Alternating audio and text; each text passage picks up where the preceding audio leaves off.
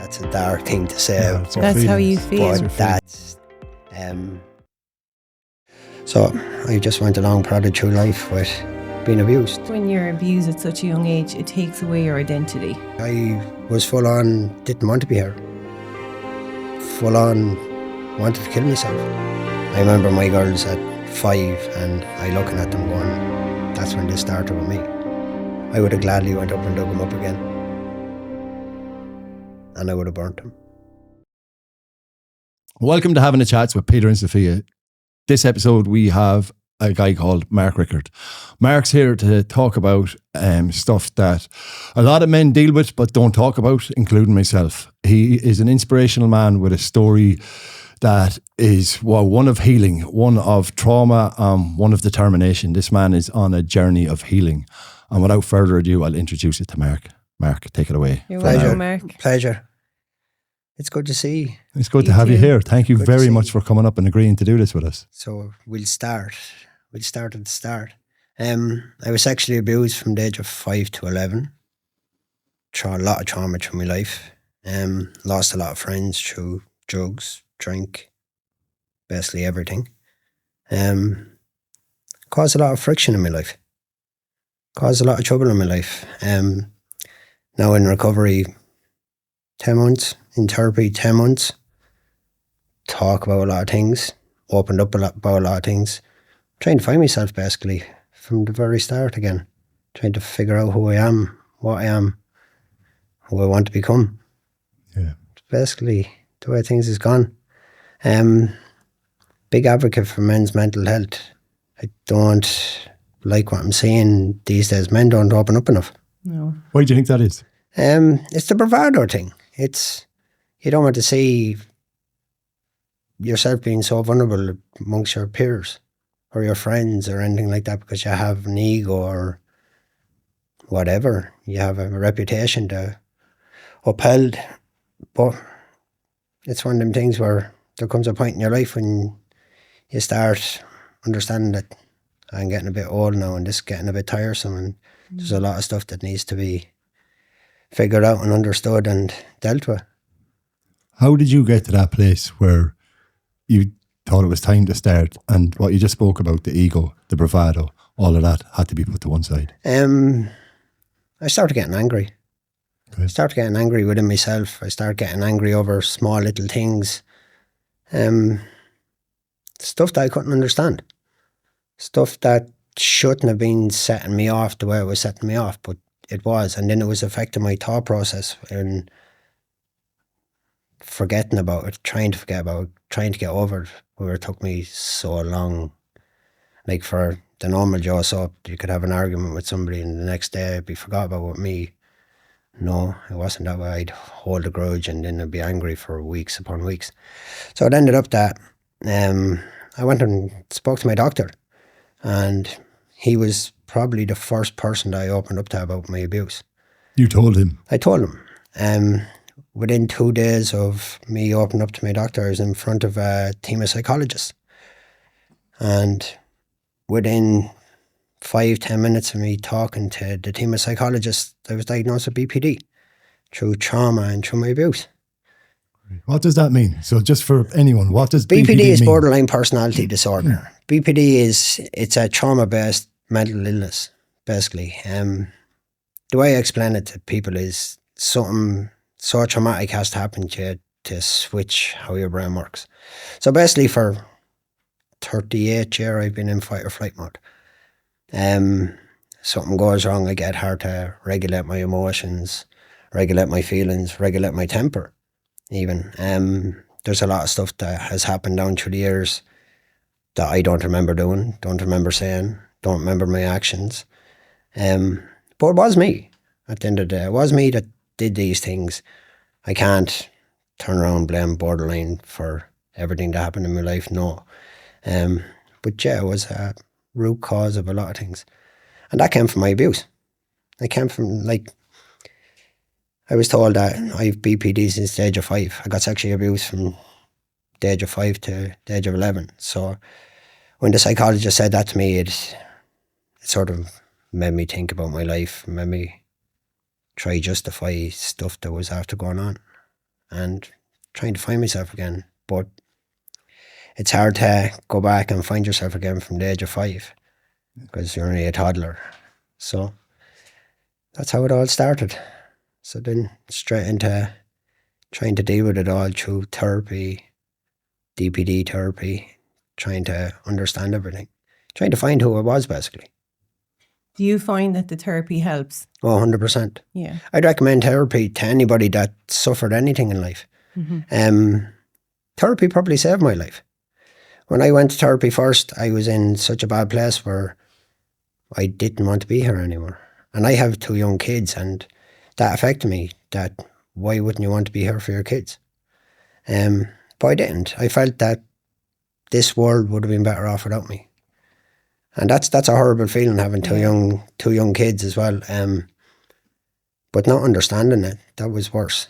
And then looking back over my life through therapy, it wasn't right. It didn't sit right with me.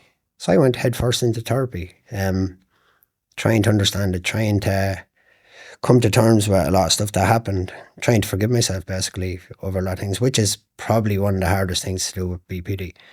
BPD is the second worst mental illness you can have after schizophrenia, because it affects so much of your life. It affects so much of your emotions, your feelings, how you regulate things. Like for any jaw soap, you can get over a fight with your partner. You can get over a fight with somebody else. You can get over a petty little argument. But having BPD, that doesn't work that way.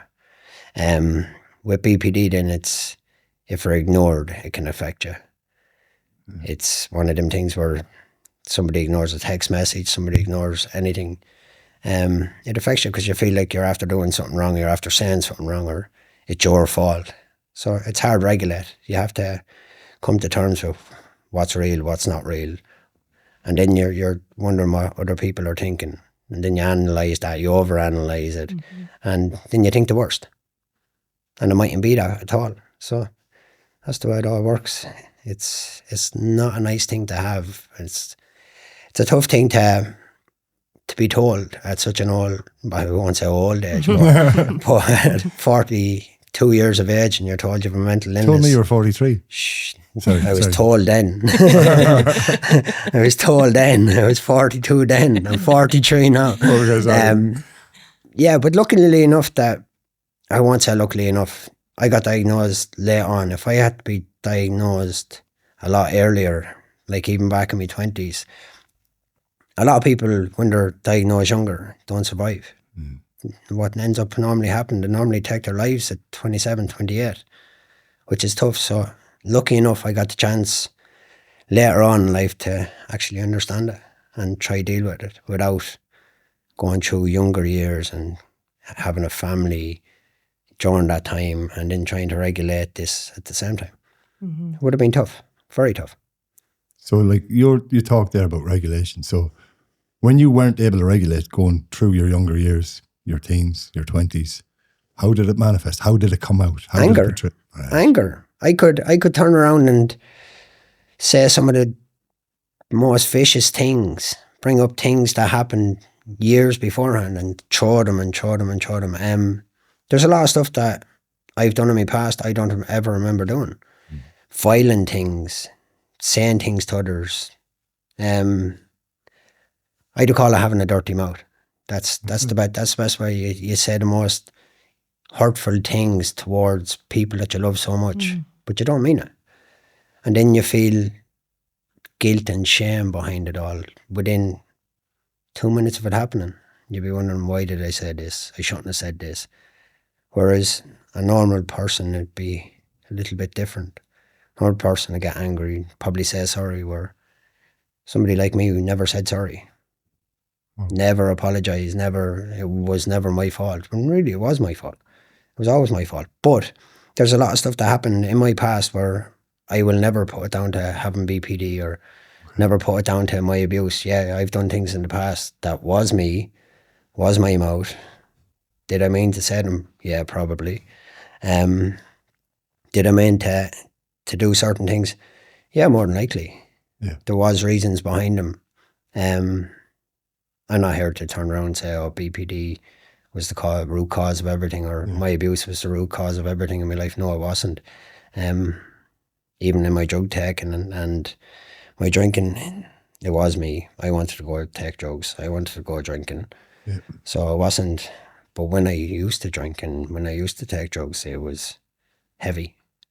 There was never anywhere light or anything like that. It was just full on. Like, as I used to, my mates used to say to me, like, we could end up going partying. They could take 1, I take 10. But I was on such a self-destructive. I used to turn around and say, yeah, I was trying to kill myself, but not kill myself, party at the same time. And if I died, I died. And if I didn't, I didn't. Slow suicide. Slow suicide.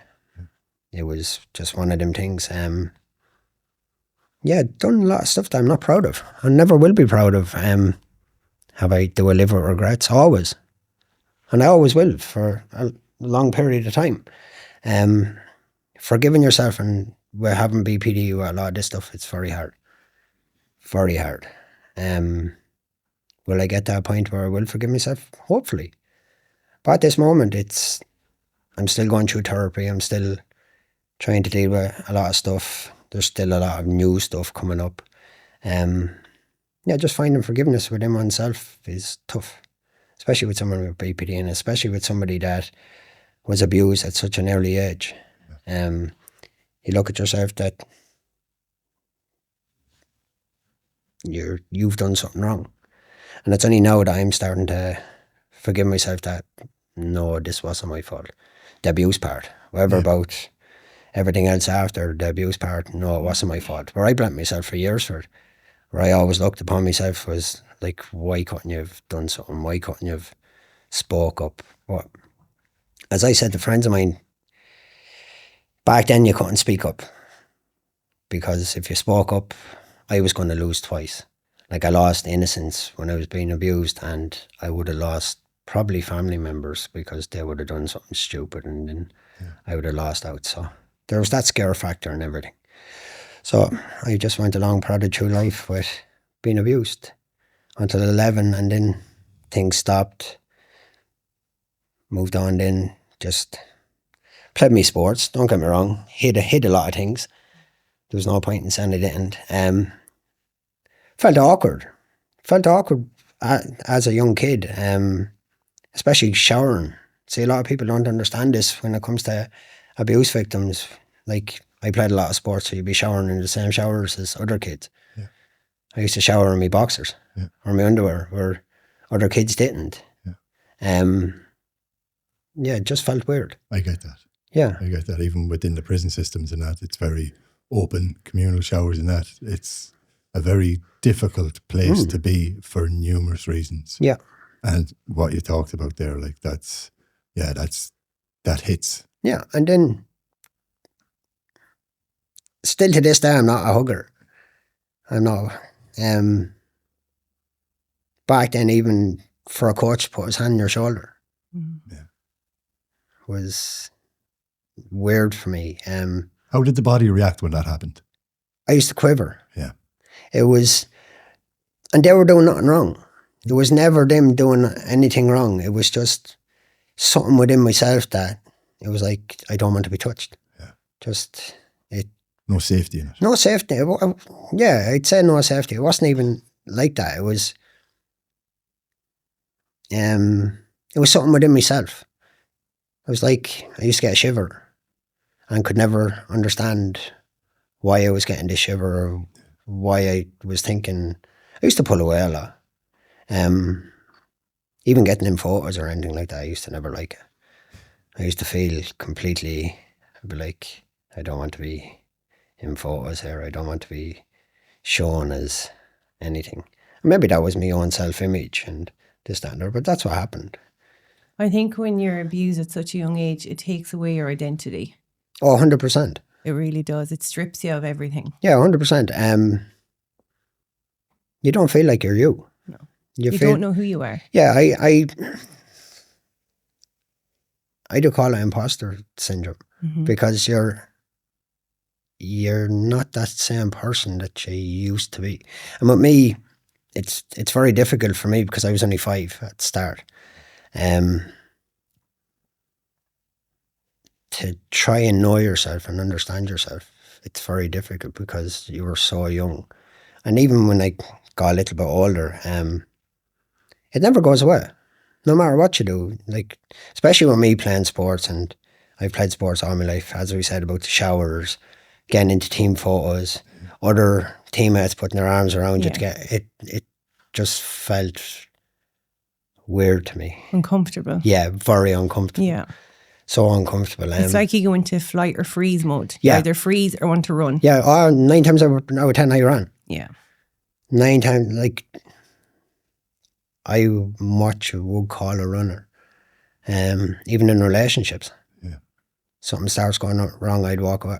Yeah. And the person I'd be with, whoever has done absolutely nothing, it's just me. I'd run, but I'd probably come back. But I need to run first.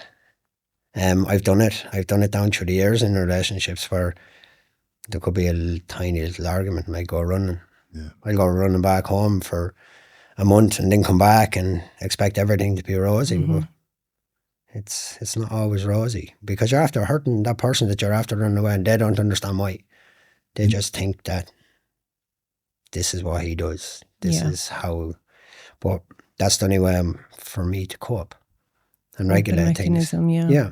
It was just like, right, remove yourself from this situation as quick as possible before it gets worse. Go and have a chat with yourself. And like, I even at that, like, I could have, after having an episode, as I call them, I could be after saying some of the most hurtful things towards that person, and they mightn't have done nothing to me. Only could be the least little thing altogether, and it just set me off. And then I'd be trying to understand what I was after saying and couldn't remember half the stuff I was after saying. And that to me became hurtful for me because I'd have to, no matter what the other person said to me, I'd have to take that as face value because I probably did say it. And it probably did come from it was coming from my mouth anyway. But there's a lot of stuff in my life where when it's said back to me, I'm like, how could I say things like that? And but it was. So you have to take it as face value that you're after saying these things. And then going to therapy and understanding the whole thing about fits of rage and everything like that, it all makes sense. Everything makes sense. And do you think that's coming from the abuse or the BPD or a combination where it's a combination of both? I probably wouldn't be diagnosed with BPD if I wasn't abused. Yeah. That's the way it all works out. Don't get me wrong, I've had a lot of trauma through my life outside of the abuse and everything like that. I've lost a lot of friends through certain different things, but the abuse is something that it's so personal. Yeah. It is. It's so personal. It's so it takes away, like, no matter whatever happened trauma wise later on in life was nothing to be as, what way can I say this? So personal and so invasive. Yeah. Because being abused it takes away so much. Yeah. It takes away your, like, for me as being so young, it took away so much of my innocence. Even growing up, like, I got hard to play with others. Like, people who play WWE, I wouldn't play WWE. Wouldn't play WWE. I didn't like anybody touching me, anybody. It just felt weird. I know it was all harmless fun, but with my brain, the way I was in fight or flight mode, I didn't realise that it was having that much of an effect on me. But it was. Creates a lot of confusion around a lot of things. Then it creates a lot of confusion about, like, your sexuality and everything. Yeah. It does. I started questioning my sexuality about 8, 9, 10 because I'm going to say it, I'm thinking that I thought boys touch boys. Yeah. Of course, that's what went on. Yeah, that's the truth of it. I didn't see anything different until you're normal. Yeah, it was just a normal thing. later on in life, then sure, I like girls. There's no point in saying I didn't. But it does create a lot of confusion around that, and for me, like, I can only talk about what it creates, what it has created and does create for myself, is the confusion around the shame, around putting yourself in these positions, around the blame for yourself, and the how could I not stop it? I'm a man, like. I went through the exact same, but we weren't men back then. I'd agree, like, yeah. Do you know what I mean? It's one of them things that I fight with myself the whole time. It's like, why didn't I do this? Why didn't I do that? Yeah. Why didn't I? How have you been dealing with that? Trying to forgive myself. Okay. Trying to understand that basically it wasn't me. Yeah. What happened with my abuser was quite clever about why he'd only used to use money as a what's the word I'm looking for? To draw you in. It's a grooming mechanism. Yeah, he was well known for walking around and rattling money in his pocket. And that's how he got a hold of me. Offered me money, I took it. Now, I wasn't one of these. I know there's people out there that got sexually abused in different ways than I did. I was basically just touched. There's no, like, I know what you're abuse saying. is abuse. Yeah. At the end of the day. I was touched. I used to get grabbed by the neck so I couldn't get away. I used to say it's like putting a worm on a hook. Yeah. You squeeze the worm and you stick him on the hook. I used to get grabbed by the neck and he used to put his hand down my trousers. And then he'd give you 50 pence or a pound afterwards to keep your mouth shut. But it was just so snaky about the way he used to do it. Calculated. Yeah, and I wasn't the only one he done it. Yeah. I come from a very small estate and there was a lot of us. He destroyed a lot of lives, but he was known for it. And that's a touchy thing for me, that he was known for it and he was still let live in the estate. Even it's just one of them things that's touchy. Does that still create anger in you know? Oh yeah, 100%. Right. 100%, because it's probably a generational thing with him. I know there's a couple of boys in my age group, but there could have been a couple of boys a few years beforehand. Yeah. That we'll never know. There's a few people dead that I firmly believe, he definitely got near them before they ever lost their lives. Will it be ever found out? No. Probably not. Then there's a lot of people that we held a lot of secrets from years ago. It was like, we'll keep this quiet the way we won't feel embarrassed about things. Which I think is wrong, and there's a sentence that drives me mad at the moment. It's one of these things where if I hear, "Oh, those were the times," it's like making it okay. Yeah, it's all okay. Justifying it. Justifying it. Mm-hmm. Or the other times, I can't justify it. Because I have two young kids and I've watched them growing up, and I remember my girls at 5, and I looking at them going, "That's when this started with me." And I could never justify it. It was like, they're so innocent. Like, how does somebody get into their head to do something so wrong? But to me, it wasn't the norm. Yeah. To me, it was the norm up to a point. I didn't know anything else. And then my abuse led me into a lot of other things. Can I take you back to something? You said something there, right? The friends you lost that took their own life, right? That you firmly believe they went through something similar with the same man. Do you feel or see a connection within men's mental health between abuse that's unspoken about and people taking their own lives? 100%. 100%, because I've done it. I've tried it 3 times. You feel... I have this saying, and I know it's a wrong way of putting it, but I held a dirty secret. Yeah. That's why I used to call it a dirty secret, because later on in life, it does become dirty. It's not even your secret. No, and it's not, it's one of these things with me that it took me a long time to forgive myself. Whoever about, I'll never forgive my abuser. That's something that I'll never be able to justify their thought process and how they could actually do this. And to any abuser, how they could actually look at kids and do what to do. It's just something that I don't understand. I firmly believe they have a mental illness themselves.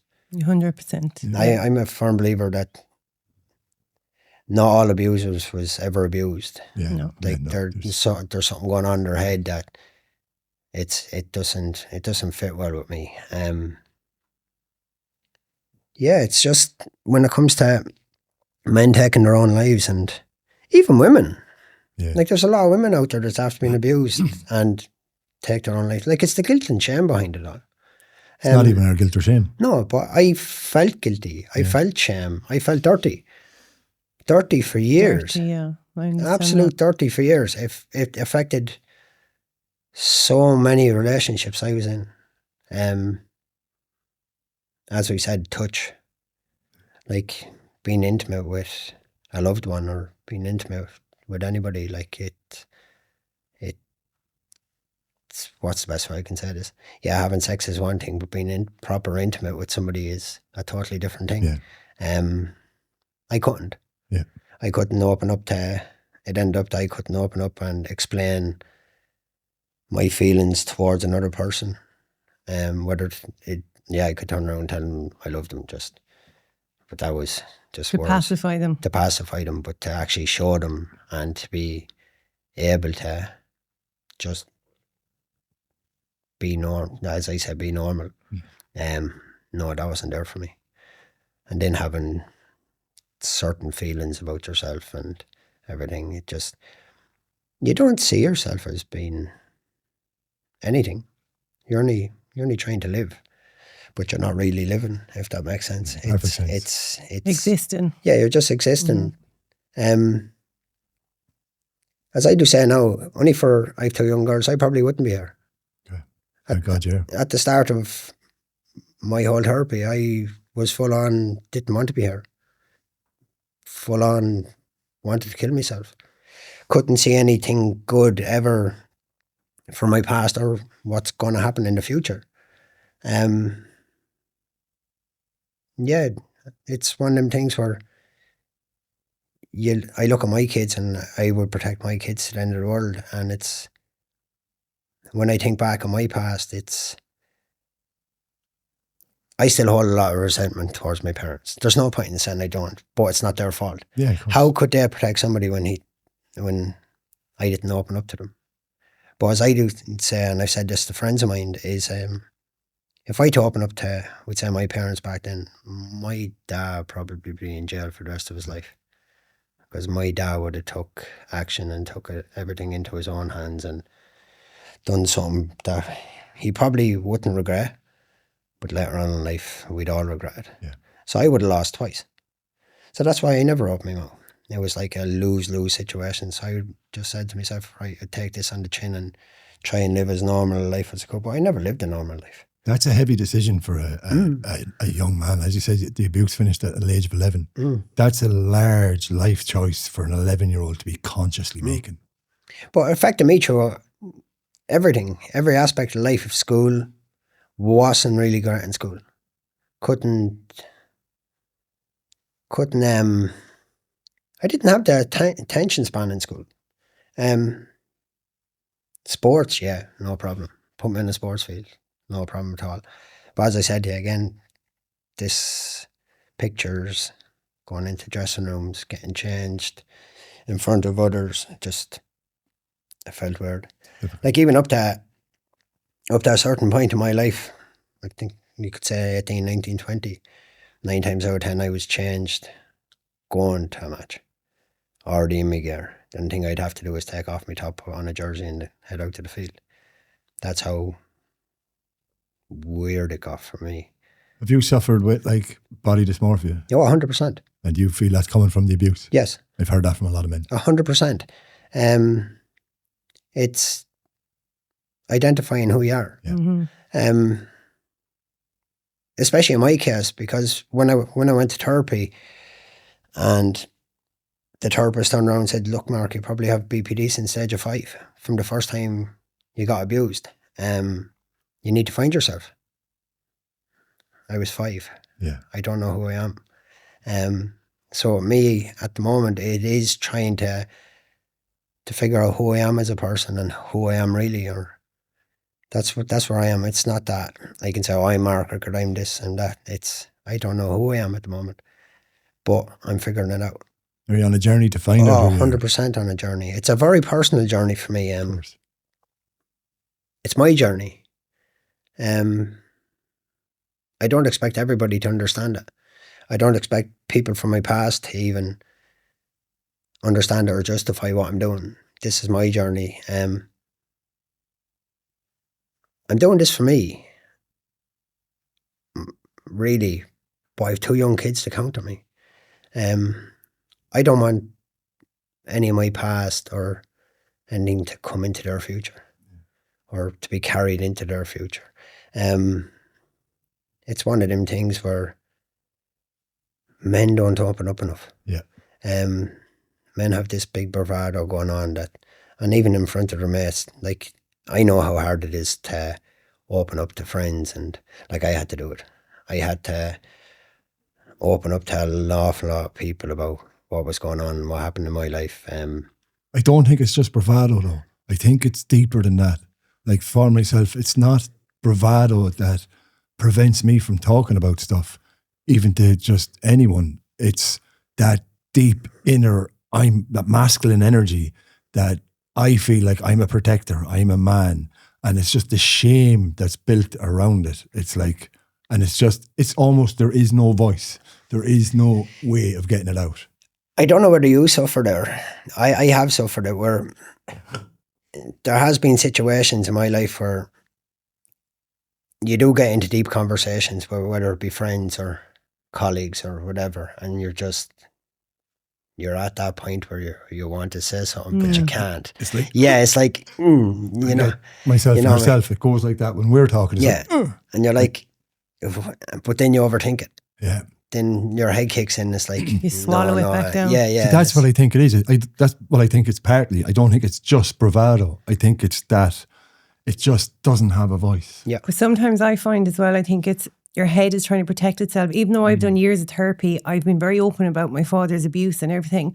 But sometimes I still find certain things just won't come out. And I could have said it 10 times before, but in the moment when I'm trying to say it, it just will not come out for me. With me, it's happened, and then with me, I feel guilty within myself then because I can't.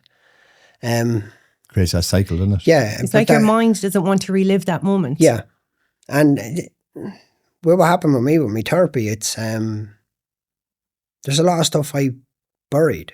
Yeah. That when I went to therapy, I had to drag back up. And then therapy's not easy. No. Therapy is so rewarding, but is so hard and so difficult at the same time. You have to work for it. Yeah, it's you have to become so vulnerable, and I did. I became so vulnerable within myself. My whole ego, that's the best way I can say it, had to go out the window, where people had this opinion of me. Like, I was big into the dogs. Everybody knows that about me. I used to be at dog shows. I had a lot of friends through dogs. Had a reputation in the dog world, but I had a reputation with a lot of people in the dog world that I was unapproachable. Because Hard man act. Yeah, I wouldn't even say a hard man act. It was understanding BPD now, and with everything, I got very hard. I was very controlling. Right.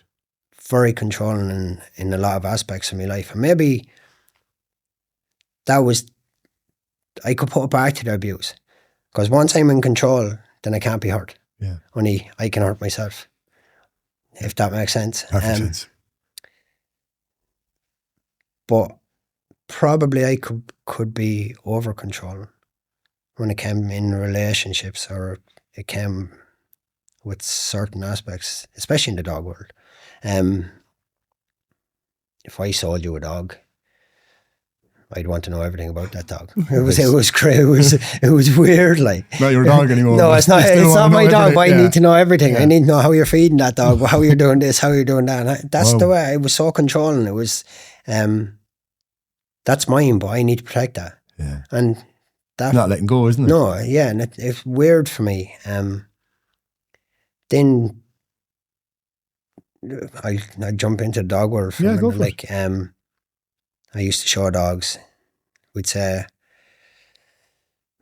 I bring a lot of dogs to a show. A lot of dogs. A lot of my dogs are. How many's a lot?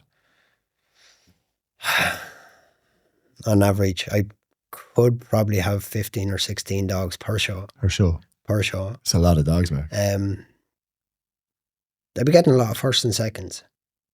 Lots of trophies, lots of this. But if I got a third with one dog, like I could have 14 firsts and then get a third with my 15th dog. That destroyed me. But then I wouldn't look at why the dog placed there. I'd be looking at what bet him, and then I'd be going after it. And I wouldn't be like, I'm going after you to fight you. I'd be going, right, I need to control this narrative again because you're after taking my limelight. And then I could end up, this is where impulsiveness comes into the whole BPD. I could go out and buy 2 dogs, it could cost me 10 grand.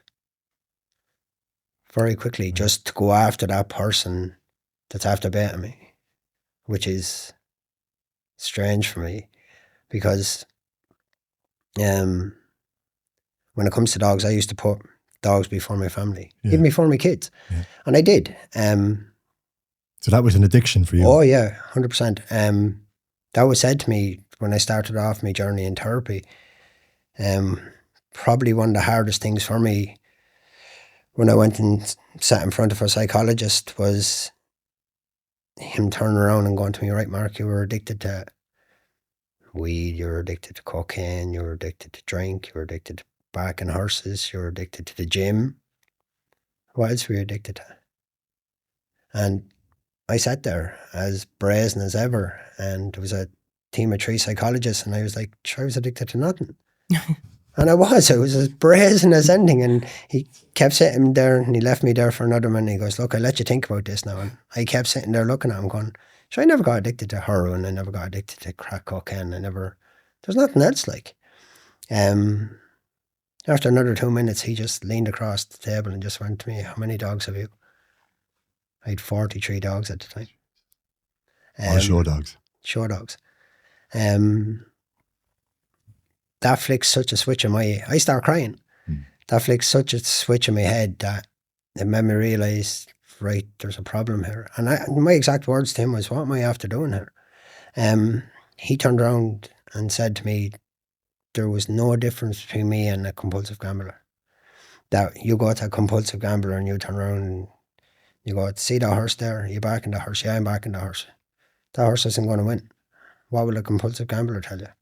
Oh, that horse is going to win. I already have it looked into. I know exactly what it's going to do, this, that, and the other. I was the same. Yeah. No difference. And that's what worries me now going forward is because I have this addiction and I've noticed that. Like I coach kids now and I'm addicted to coaching kids. No matter what I do, if I enjoy it, I go full bore into it. But like, has that been destructive? Is it bringing destruction into your life? Now or back coaching, then? No. No, coaching, no. Coaching with me is, coaching to me is like therapy. There you go. Be more like passionate rather than addiction. But it's an addiction as well, you could say, because you live it, you breathe it. Yeah, and I do. I live and breathe coaching the kids. Do I look at coaching? It's like I'm the big brother. Does that make sense? Yeah. I'm that person that wants to. I'd be like a farmer protecting his sheep. Yeah. And I protect that flock that's the way I look at it. And I know it's the wrong way of looking at it. No, not at all. But that's the way I look at it. It's like I'll protect my flock at all costs. Mm-hmm.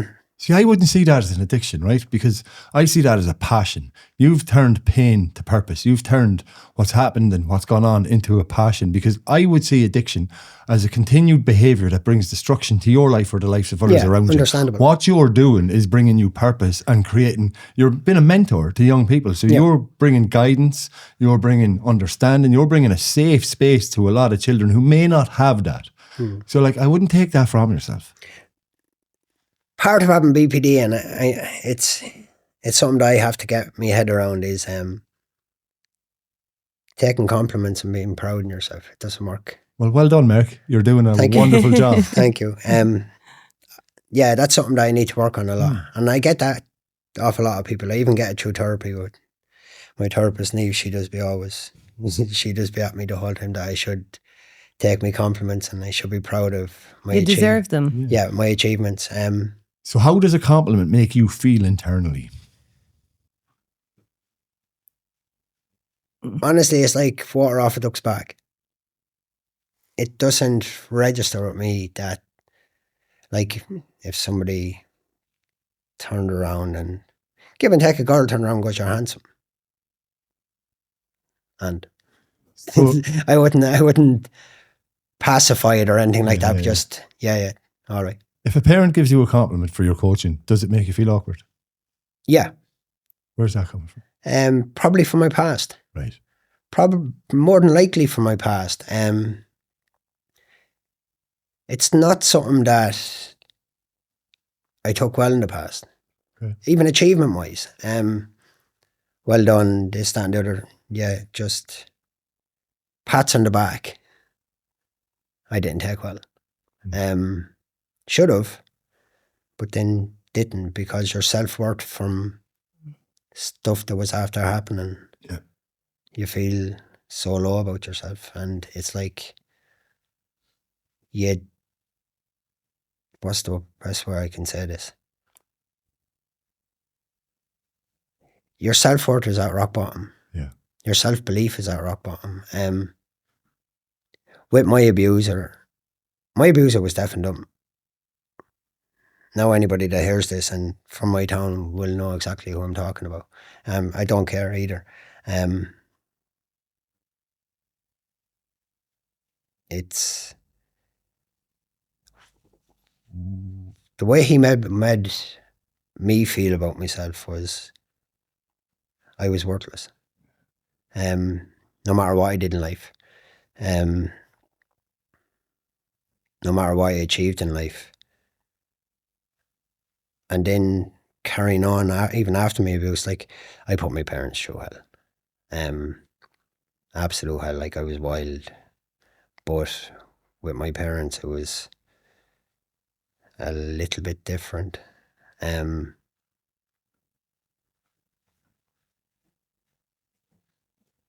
got difficult for my parents. How they managed that was difficult for me then. There was no one more that wanted to open up about his abuse to his parents than me, but being afraid to open up and the consequences behind it. And then the belief. There's like a lot of people expect their parents to believe that what their kids tell them, but a lot of parents don't. Yeah. And it does happen. I know a few people that actually approached parents about this same fella and no, he would never do anything like that. Yeah. And it's only I'm finding out that recently. It's only through people that I grew up with, a little bit older than me, but know a lot of stories. It's horrible. Do you think those things that went on, do you think the abuse stole from you the capacity to love yourself, receive love and give love in a way that you could actually really feel it rather than just, I love you? 100%. It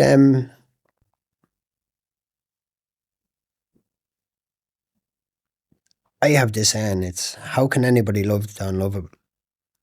And you felt unlovable? Unlovable, 100%. Get that. How could I fully express to somebody else something that I knew nothing about? When they probably grew up in a nice household, there was never anything. They celebrated everything together, this, that and the other. Their innocence wasn't taken away from them at a young age. I didn't grow up with that. I was sort of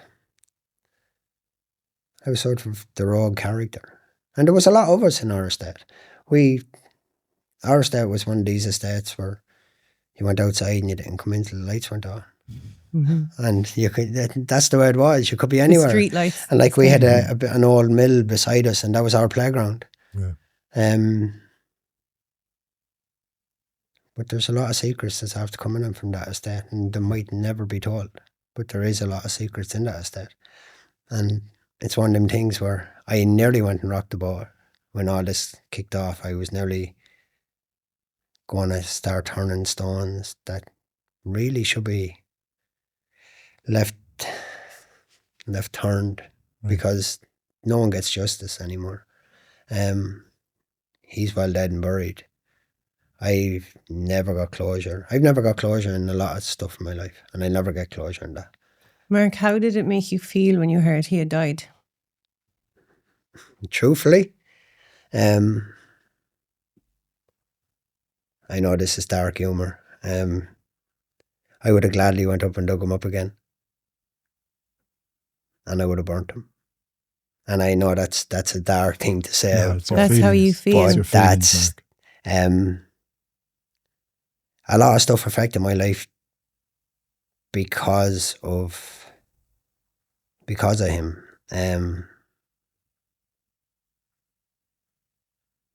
Like back in 2013, 2013, two of the boys from my estate was bringing him to court, and I was in Australia at the time. One of the boys' parents got in contact with me in Australia. My girlfriend at the time was nearly 6 months pregnant, and we were on our way home to basically have our firstborn in Ireland. The minute that mother got in contact with me, it petrified me. All that got into my head was people back in my hometown knows exactly what went on. It scared me. I never came home over Australia. My girlfriend at the time went home, had the child, and I arrived home 3 months. Well, Indy was 3 months old. So I lost out on the birth of my firstborn because of it. And that's something that a lot of people don't know. You feel he stole that from you? Oh yeah, I feel it definitely. I feel the situation stole it from me. I didn't want to face into that back then. I didn't want to. I probably wouldn't have been able to handle it back then. There's no point in saying, oh yeah, I would have. I probably wouldn't have. Being so afraid of people from your hometown finding out that this has went on with you because of my ego, because I played sports in the town, because I was well known, this, that and the other, for other things, drugs, whatever. That's where the ego trip comes into it, and you're like, no, I can't face that at this moment in time. But ego is protection too, like. Yeah, 100%. I thought I'd never be at a point that I could open up about it. Back then, 100% no. I only spoke about this in therapy. With my therapist, it was like, Mark, would you have done this in your 20s? No, I hope. Would you have done it in your 30s? Probably not. It's only a lot of men and women start doing it in their early 40s, even late 40s, because they sort of get tired of living it. Yeah. And that's what happened to me. I got so tired of living it. It was like, this can't take any more of my thought process, my feeling, like even my feelings and everything like that. It gets tiresome. It gets so tiresome within yourself. When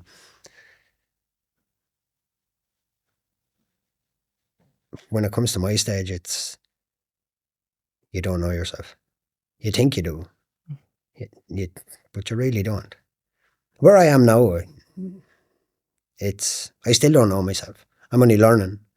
I'm only learning to try and forgive myself in certain things as well. Will I get there? Hopefully. You will. will it make a difference in my life? Therapy has made a huge difference in my life already.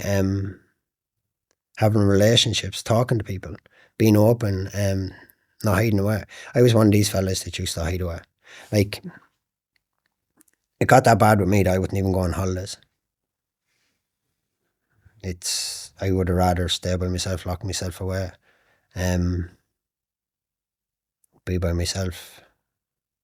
And that affected a lot. Affected so much, especially my family's life at the time. But that was me not understanding that BPD and you self-sabotage. Yeah. In a lot of things, you self-sabotage your whole happiness.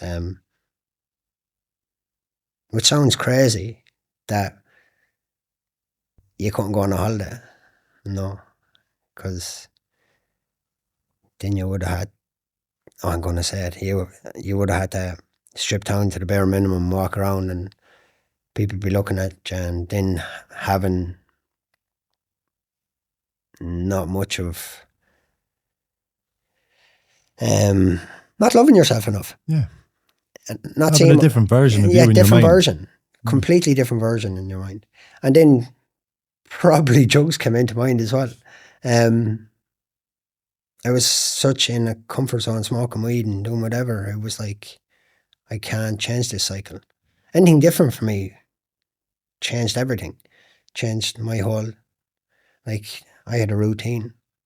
And once that routine got broken, it was all hell broke loose inside, which is not nice. What was the turning point for you for stopping the smoking and stuff like that and taking drugs? And I stopped drinking about 8 years ago. Good for 8 years ago. I stopped taking hard drugs about 8 years ago. I did some horrible things that I can't remember with drink. What finished the drink with me was I hurt my ex's father. I hurt the mother of my kid's father through drink. Don't ever remember doing it. Even to this day, I don't ever remember doing it. But the next morning when I woke up, that was me done. Because I could not believe that I was after doing what I was after doing. And the only thing I can put it down to, it probably wasn't even the drink either. Drink probably added to it, but then having BPD and BPD rages. Splitting is, you go into such a rage, like, and it's happened to me multiple times in my life. You get so thick, you forget what you're saying, you forget what you're doing, you can't even remember what you're after doing. And I've done it a lot. like a blackout. Complete blackout. Yeah. And then you have people, my mother especially, would be able to turn around and tell you exactly what you're after doing, and you're standing there. Us women are good at that. Mark. They are. And you're left standing there, and you can't even fight your battle. Yeah. You can't even go, no, it wasn't me, I didn't do this. And you have to take it as face value. And then, yeah, it happened. Do I regret a lot of it? 100%. Do I wish a lot of it didn't happen? Yeah, 100%. Could I change it? No. Do I feel guilt and shame over a lot of it? Yes, 100%. Will I ever forgive myself for it? That I don't know. I think you will. I think you will, Mark. You're on the right road for that. It's one of them things where, who was I back then? That's the sticking point for me, and it's happened to me in therapy. Like, I'd say it again, my therapist has been giving out something first to me. She's going to need therapy after me. We'll need therapy after you.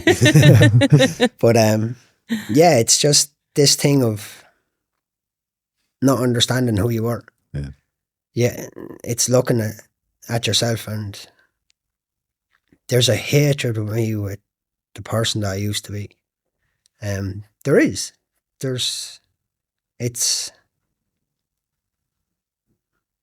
If I was friends with that person back then, I'd hate him.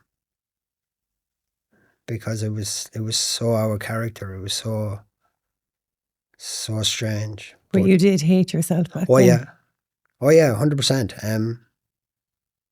Like, there's a lot of stuff that's happened, and No, I'm not blaming the BPD. I'm not blaming the abuse for everything. There's a lot of stuff that went on that, yeah, I did do. It was me. It was my thought process. I did mean to do what I done, but then there's a lot of stuff that happened in my life that I can't justify now today of why I let it happen the way it happened. A lot of stuff that went on with me could have very, very easily been fixed with a conversation, but could I sit and have a proper conversation? No.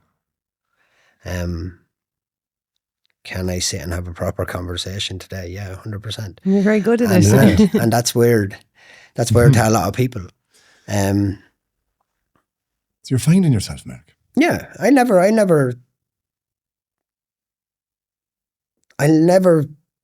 once said I'll never go back to the person I was, but I hope I never do. Am I more alert of everything that goes on? Yeah, 100%.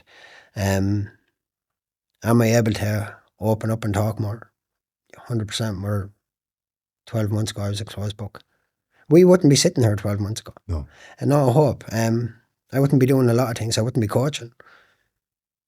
There's a lot of stuff that I do now where I do say, take me out of my comfort zone to see, do I thrive? And I like it. It's sort of like a test for me. And like even when it comes down to drinking drugs, I can go into a pub. I can be around whatever. I've been around drugs since. Have I touched them? No. But there's a lot of stuff that works for me that won't work for others. Yeah, but look, as we say a lot, recovery is individual. It's a personal journey. Like what works for one isn't always going to work for the other. So I'm a recovery coach and I see it throughout. Like what works for you mightn't work for me. Yeah. What's working for me mightn't work for Sophia. You know, and then there's other modalities that don't work for us. Yeah. And we don't engage in them. And that's okay.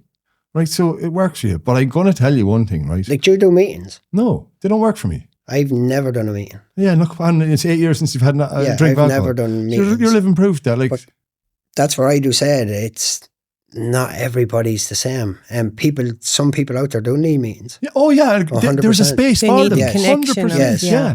They need that. Look, and that's because they're individual. Yeah. And that's because it works for them. Yeah. And that's it. And that's cool. Like so as a coach, I've learned, and I've done a lot of training around it, there's multiple pathways to recovery. It's 2025. Yeah. There's a lot more ways to heal and engage and talk in therapy and get involved in therapy and community and connection and all of that. Like there's more than the 12 steps, as I do say. There's a lot more out there. Yeah. I don't know how you find it now, but do you find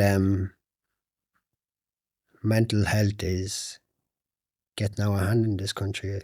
Yeah. When it comes to abuse?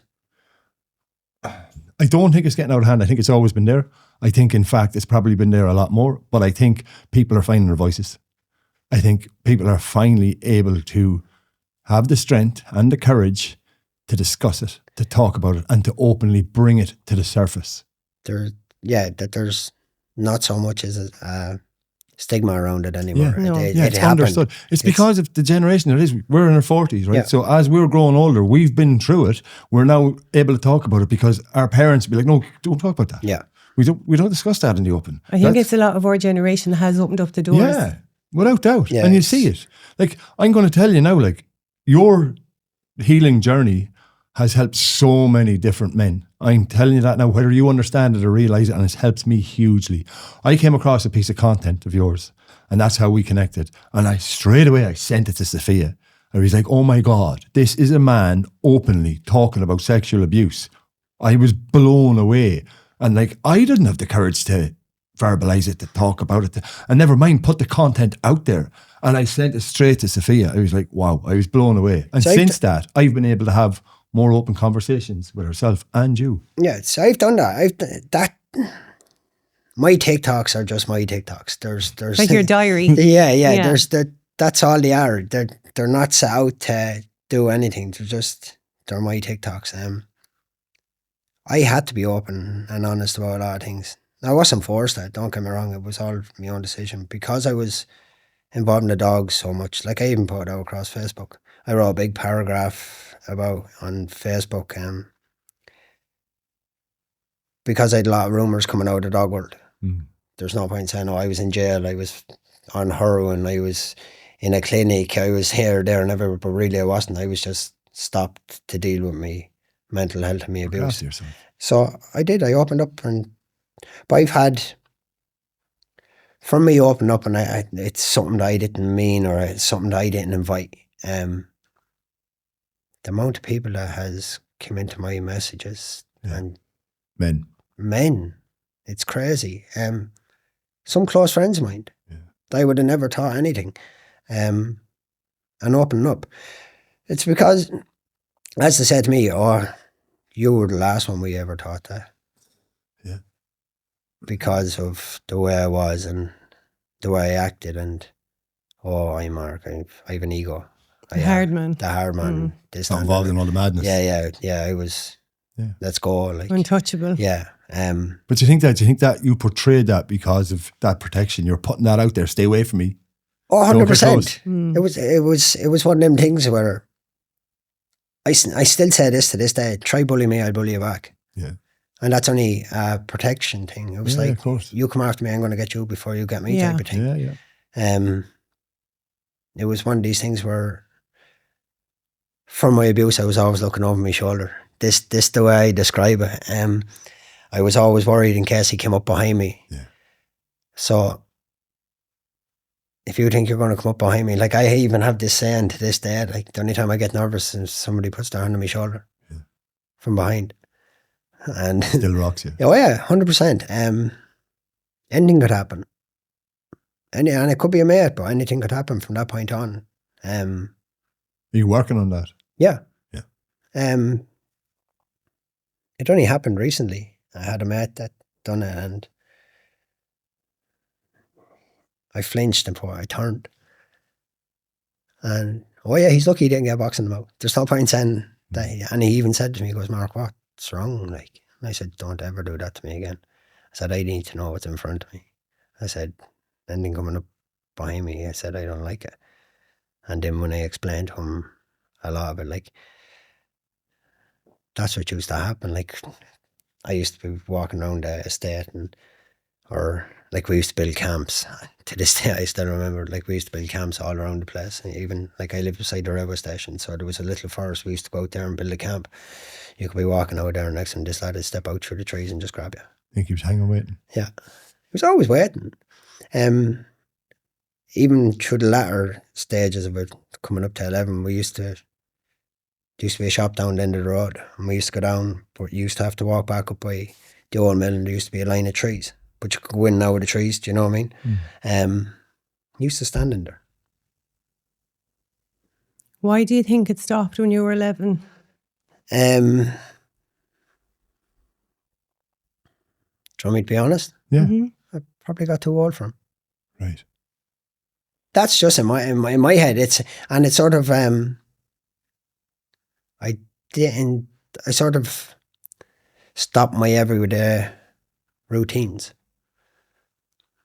Anytime I went anywhere, I always used to call for one of the boys. It used to be I used to just be wandering around by myself. But then, I don't know whether the other fellas were at the same thing or whatever, but we sort of always came together. Right. Anytime we were going anywhere. Yeah. Which is, now looking back, and it's sort of understandable that one had called to the other's house. And you coming out, you going, and then if they didn't come, you just went back to your own house. Later on, not too long after that, it was about 15, 16, I won't say I got my own back, but I gave him a bad betting. That I thought people would cop on and go, right, something's after happened there. The only reason I done that is because, as I said, he used money and shaking money as a thing, and my younger sister came in and said in the house to my parents, he's after shaking money at us, her and her friends. So straight away that got into my head, you're going down to the next generation, and that's why I always think that there was generations before there's a me. lot more. Yeah. And I wasn't going to allow that. I already felt empty enough about myself and what happened and the shame. I wasn't going to let it happen to my sister or any others. Now, I don't know whether it happened in her generation or whatever. I couldn't tell you, but no, it wasn't going to happen to my sister. Mark, how did it make you feel when you found out some of your friends were abused by him as well? I always had a feeling that I wasn't the only one. Always did. I always knew that, no, I know this sounds bad, but I wasn't that special, if that makes sense. Yeah. I always knew there had to be more. There was one or two where things happened down through the years where I always knew there was more behind a lot of things, especially their actions, especially sometimes how closed off they were. I always knew that. Then later on in life, the way some of them lived their life, like a lot of them destroyed themselves with drugs. A lot of them lost their families, lost kids, lost everything. Tough for them.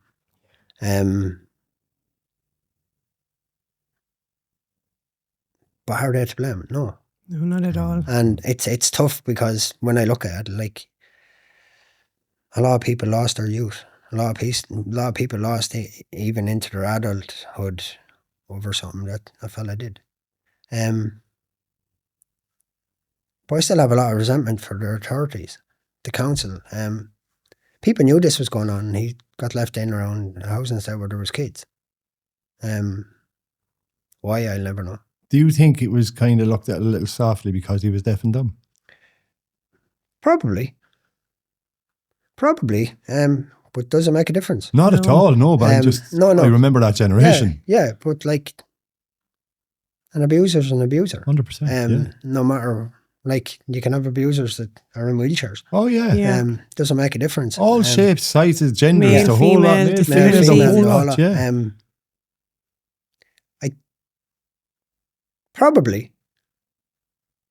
Probably, if I'm honest. Yeah. Maybe there was a bit of pity towards him.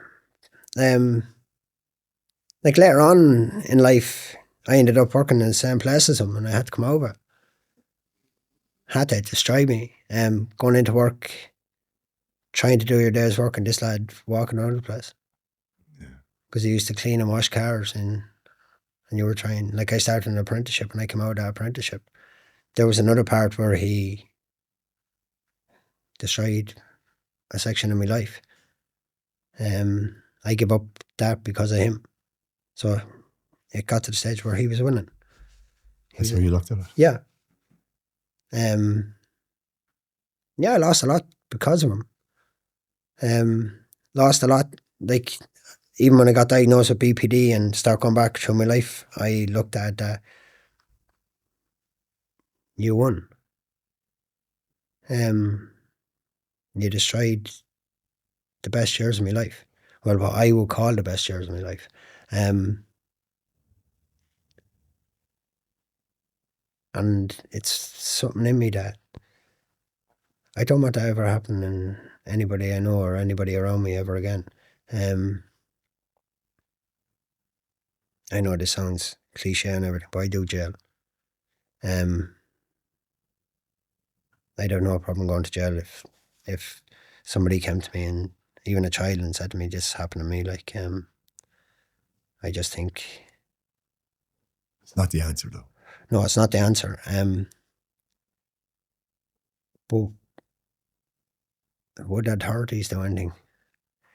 That's the thing. I know back years ago that there was reports made about this fella and he got left in Iristat. He got left there as if... Times have changed, though. They have. I can say my times have father changed. was reported numerous times back in the 80s by neighbours in the 90s, and nothing was done. And then when I reported it back in 2017, he was arrested within a few days. Yeah. It's not the case for everyone. I know it's still a challenging process to go through, but the time... It's such a long time. It is a long time. It's a horrible thing that you have to wait so long to get justice. Yeah. Which is, for me, if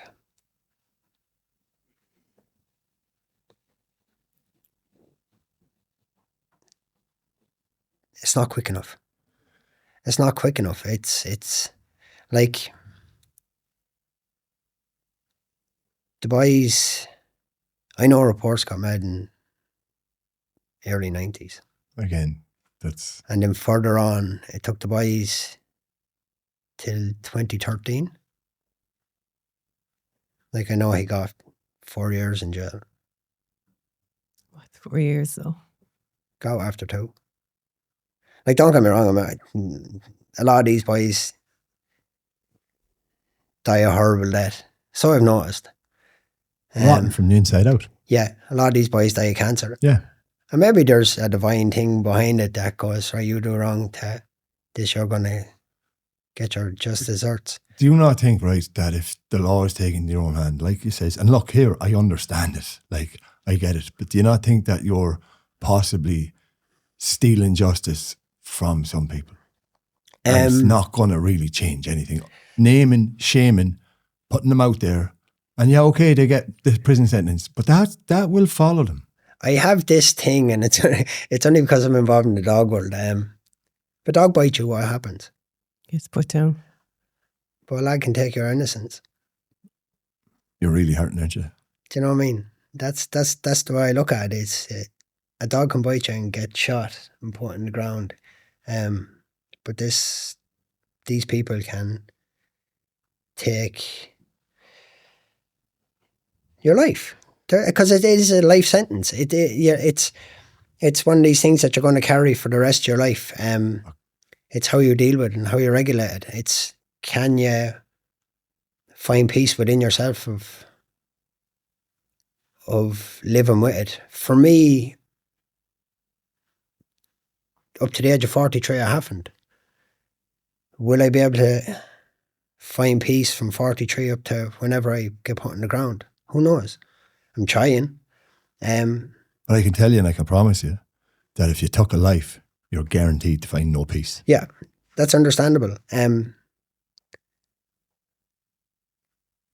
But there has to be more accountability. Agreed. This crack of, like, there was 2 boys abused and he got 4 years out and 2.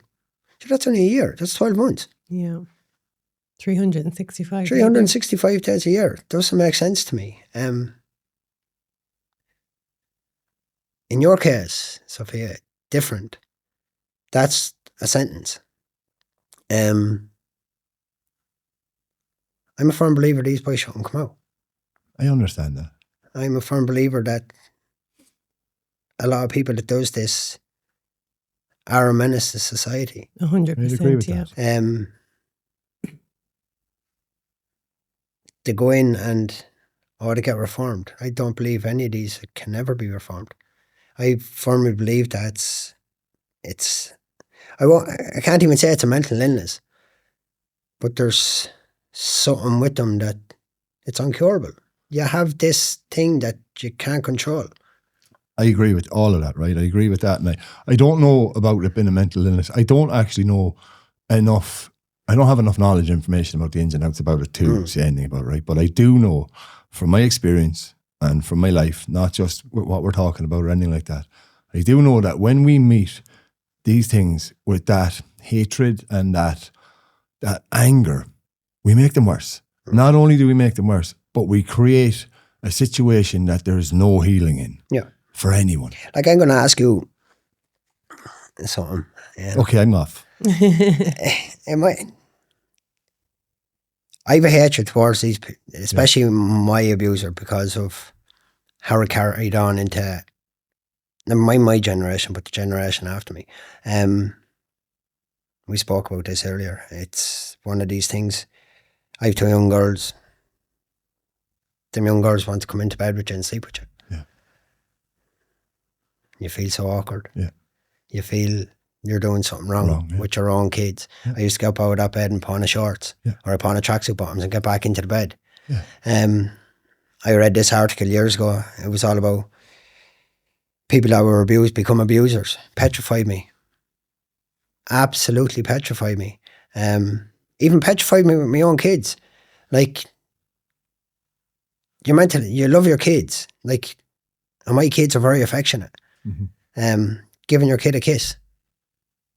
Like, for first 2 or 3 years of my kids' lives, I felt so awkward that I was doing something wrong. Now it's different with me, don't get me wrong. Now it's just a natural thing between me and my kids. But I shouldn't have had them thought processes coming into my head. But I did. They weren't wrong. But that's how my past affected me into my generations. Yeah. That shouldn't happen. No, I'd agree. But it does. So when we go back to these boys getting their just desserts, I'm one of these boys that enough can't happen to them. I understand that, and that's coming. And that it's a hurtful thing. It's coming from heart and luck, but you destroy a life, and with this, especially with my abuser, he destroyed multiple lives. Yeah. It's a horrible thing. But even to like us that are like, we're victims of sexual abuse, it's not only our lives that were affected, it's a ripple effect through children's lives. It goes on a lot further than just the abuse. Oh, 100%. But when you carry that hurt on, you're bringing that ripple effect with you. Yeah. So love is the only way. Oh yeah, I love my kids to bits, and they know that my kids, that's all they know of me. Mm-hmm. I don't think my kids have ever seen me angry or anything like that, bar it's on a football field. I'd like to think not. I tell my kids I love them every time. I proud of them, this, that and the other.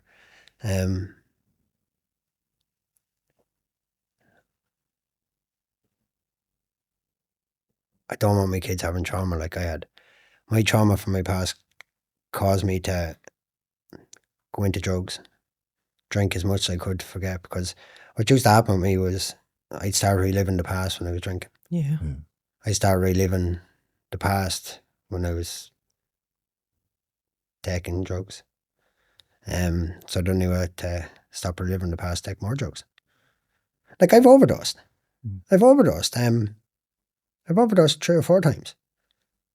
You don't see a white light. All you see is darkness. Same with suicides. Same with trying to commit suicide. There's no white light. It's only darkness. Do I blame my abuser for this? 100%. If I wasn't abused, I'd probably have a different life. If I wasn't abused, I probably wouldn't have to be living with BPD. Living with BPD has caused so much friction in my life. Walking out of jobs, prime example. Could be in one of the biggest jobs, you just walk over to Friday over nothing. Nothing might happen. It's just your mood. But in your mind, it's huge. Yeah, it's just your mood. Yeah. Just, I don't need this anymore. I need to find something new. Something like. Do you think that's protection? I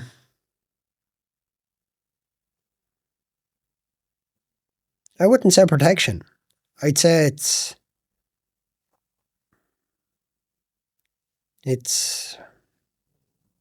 having a disease that you didn't understand you had. Like even impulsiveness with me with BPD, it's I'm going to be going here in a couple of months' time. I may never be going there, but in my head, that's the best thing for everybody. I'd be thinking how you're thinking. Then I'd be thinking, right, you're thinking the worst about me, or you're judging me. I shouldn't. Other people's thinking. Yeah, but if I wasn't abused, I wouldn't have BPD, and then I wouldn't be thinking that.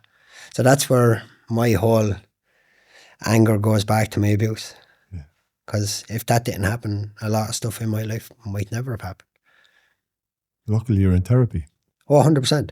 Like, I'm going to say it again, no matter what has ever went on in your life, like there's a lot of people suffer from, I would say, a parent dying. That's trauma. Anything traumatic in your life, like therapy's after being a saviour for me. Yeah. Even counselling. Like, don't get me wrong, I've went to counsellors and this, that and there before I actually went for therapy, and not one of them could turn around and say BPD. Yeah. But were you honest with them? I tested the waters. I did. And I was paying for it. Don't get me wrong. It cost me money. It did. It cost me money. But I was like, test the waters for this lad now and see. I tell him, one or two truths, and then I'll fill them for the next half an hour with shite and see how we go. I get that. Yeah. I've done that many Yeah, times. and next thing they go, oh, you'd be grand, you'd be this. You'd be like, no, this. So let's be honest, therapy works when you're honest. Yes. With yourself and the 100%. therapist. Become vulnerable. Yeah. Become so vulnerable within yourself. And it's not a thing to be ashamed of. Vulnerability is beautiful. Yeah, it's beautiful. I didn't think so. Yeah. I didn't think so because you open yourself up to a lot of criticism. Yeah. But you're opening yourself up to healing, isn't it? Exactly, as well. It takes a lot to see that. I was the same. I would not let anyone think I was anyway vulnerable at all for many years. Yeah. No way. I was this strong, independent woman, and that was it. You and know? it's would I change any of it? No. I probably would have went sooner if I knew how much I was getting out of it. And I say this to my friends, I wish I went sooner. I wish I actually took people's advice years ago, especially my exes, when she turned around and goes, Mark, please go talk to somebody. Yeah, but would you have got as honest as you have done now is the question. Like That I don't know. Yeah. That I can't. I believe you hit a point. Yeah. In life where either you say enough's enough or you just continue the cycle. And there is a lot of people that say enough's enough and try the cycle and then fall off. Continuing therapy is not easy. Doing the exercise in therapy, not easy. Like, I'm not one for diaries. Journaling, I can't. I'd rather just... You can't talk. or you don't want to? I can, but holding it around me is difficult for me. So can you write in paper? Yes. So you can't journal or you don't want to? I don't want to. No, I do. Don't get me wrong. I do DBT therapy. I done this exercise with DBT therapy where I did journal and I did write down a lot of stuff, and it comes to a point where you sort of look at it and read it as a second person, that you're somebody else. And then you come to terms with what's after happening, and then you set it on fire. I had 28 pages for 3 months that I couldn't set on fire. Sitting around me, probably every day I read over them, trying to let go. Was that the control thing of not wanting to let go? It probably played a part, but was I over them? No. So I couldn't burn them. Unless you're over it, you can't burn it. That's sort of the unwritten rule in the whole thing. Come to terms with it, understand that you can't change it. And then let it go. Have I fell back onto a couple of them since 100%. I do dwell on my past. I do dwell on a lot of my past mistakes. I do find it hard to let go, to understand that they weren't my fault. And I think I'm at that point where I do understand that they weren't my fault. But then it's tough because you've no one to blame. Yeah. There's no blame to be given. No, but you have no one to blame. Like, it was... But it's not something that needs blame. No.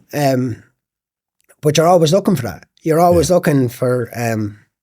oh, it was Mary's fault. It was Anne's fault. I did this. And everybody looks for it. Everybody looks for something else. But that's the best thing about therapy. There is no blame.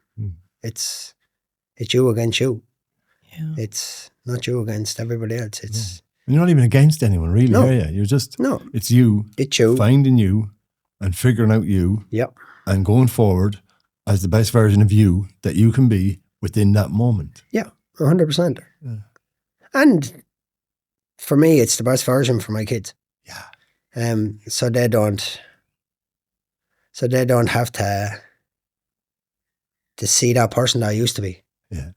And that means so much to me. My kids have never seen me drunk. They've never seen me out of my head. And they don't have to know. No, they never will. It's one of them things. they'll never know they're not loved because I tell them every day. Maybe a little bit too excessive at times, but yeah, I just don't want. And it's same with any kid. I think that's why I'm so protective in my coaching roles, is that kids are innocent, so innocent. When I look at the kids that I coach and everything, I see a lot of myself, even though they're girls. Even though they're girls, I see a lot of myself, and I do often say it in my head, I wish I had somebody like me back then. I do always say that as well about myself. Yeah. I wish I had somebody back then that, like I do tell all the kids, like, if you ever are in trouble, just come to me. Yeah. We'll have a chat about it. Are they blessed to have someone like you now? I'd like to think so. They are. I wish I had somebody like me back then, whereas if any child came to me and told me something, I'd deal with it. Yeah. Not in a bad way. No. But I believed them. Yeah. Yeah. Yeah. Straight away. I would never not doubt them. And I think over the past, that's probably has happened, where kids probably have went to somebody and then they got doubted. Then they was told that never happened. Then that puts it back onto the kid to never open up again. You've given these children a safe space and the understanding and the place for them to come and be heard. Yeah, I'd like to think so. Yeah, you have. You have. I'd like to think so. Yeah. Well done. Thank you. Like, that's powerful. Thank you. Thank you. You really turned Yeah. like all your pain into purpose. Yeah. I enjoy it.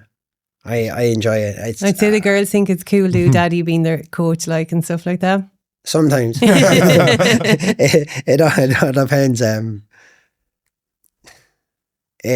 I have this thing, I'm going to be honest about. I use jelly babies.